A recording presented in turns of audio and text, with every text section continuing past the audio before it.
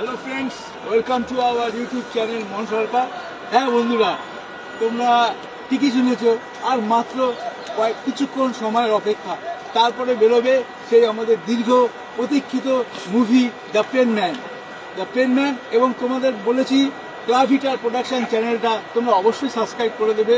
তোমাদের কাছে আমার এই অনুরোধ রইল।